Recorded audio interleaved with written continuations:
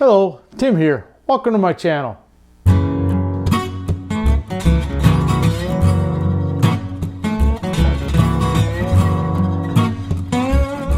If you got into wood carving and you get yourself a set, one of those tools in there is going to be your V-tool. And I have several V-tools, probably maybe a dozen of different sizes. And some are short bend, some are long bend. These are just my straight ones. This is the biggest one I have. And this is one of the smaller ones. I have one smaller than this.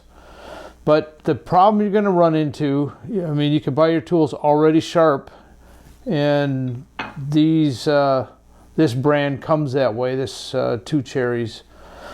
A lot of times they don't come sharp, and if you buy a cheap kit, they're barely ground, and they're not even shaped correctly. So to start with something like this, I needed to shape that on the grinder.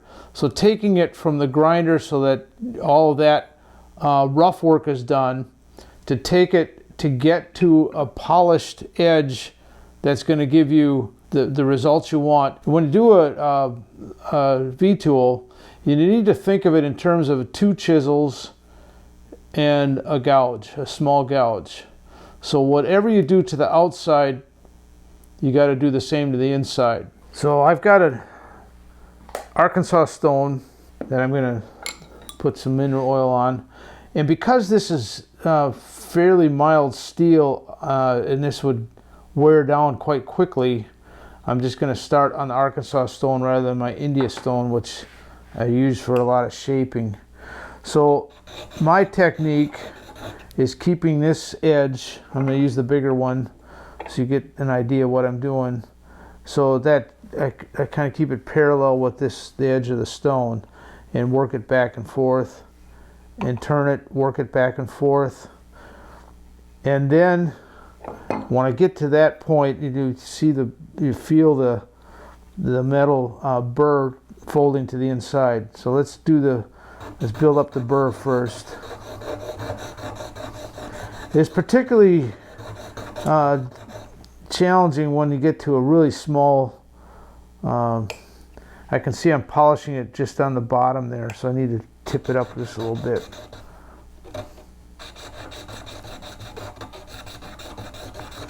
You can see that I'm cutting metal when the stone surface is turning black, and it's cutting fairly fast.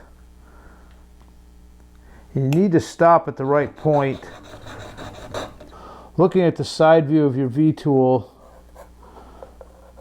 and I'm drawing this upside down here, but so here's your edge. And what can happen if you over sharpen, you're either going to round this corner here, or you're going to have a significant burr sticking out there. And you got to be careful of that, because that's your leading edge down here. That's your leading edge into your carving. Actually, it should be beveled up like this here, like this would be. And that would be your leading edge. That burr has to come off. So once just pay attention to where this is going to go, because if you go too far, sometimes you'll come in too far, and you don't have, it's not all even all around here. So these slipstones are designed just for V-tools. This one's triangular.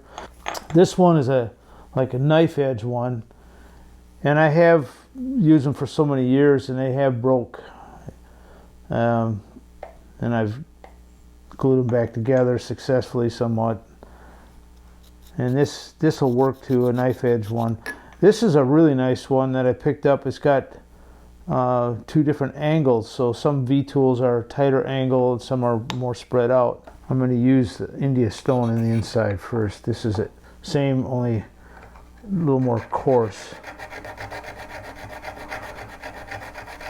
You really need to pay attention to the inside of your tool. If you leave that alone, you won't have good results. So the inside's really got to be polished.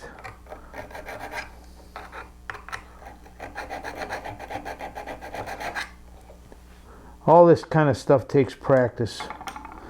Now the tricky part is you need to round this over like you're doing a tiny gouge.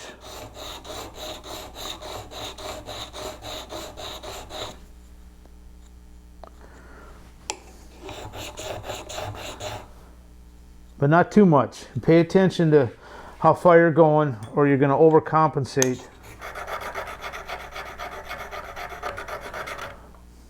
Probably with the V tool, more than a gouge. Well, probably the same, but I probably spend more time shaping the inside, making sure that the outside's easier to get to. A little harder to do the fingernail test here. It's a little bit rough yet.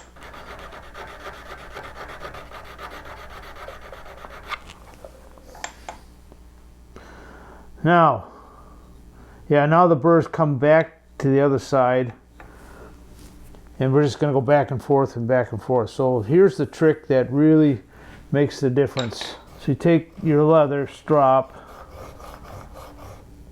and I do apply it to the edge. This is just an old belt. So first of all, I can do this on a buffing wheel too, but again, it's a delicate thing to not overdo it with the V tool. That metal gets pretty thin out there, and you want to be careful that you don't do it. You can always come back and touch it up. Now here's where this is important, where I lay it down on a surface. If your bench is available to do it on your bench side here, you can see I'm getting some black residue from cutting the inside, so it's starting to polish up. So I turn it around and do the other side too. I'm doing it left-handed, so just for the sake of you to see what I'm doing.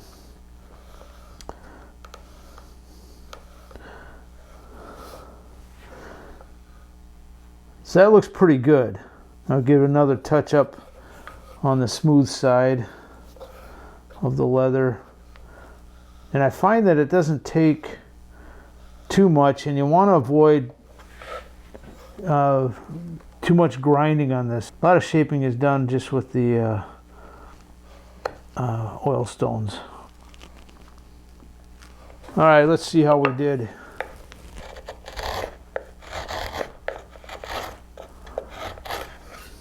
It's cutting with the grain there. You know, I should have tested this before to show you the difference, but trust me, it was not sharp.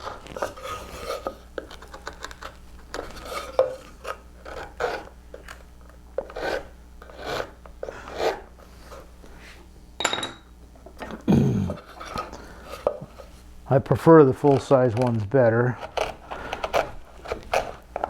Now sometimes you can see where the wood maybe prefers to be cut. It's cut and smooth on one side, not on the other. It's not necessarily your tool edge. It's just the way the grain of your board, your workpiece is. So you can come back the other way and clean it up. It seems to want to be cut this way.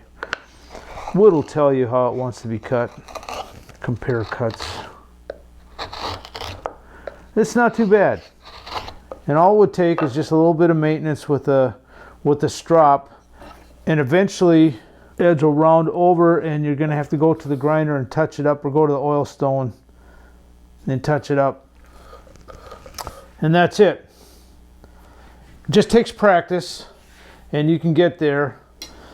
And this is from a cheap set. It's not going to hold an edge as well as a professional length one like this.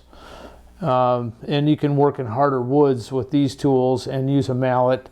This one you wouldn't use a mallet with, because you drive that in like a nail, and it would split the handle. So that's it for V-tools.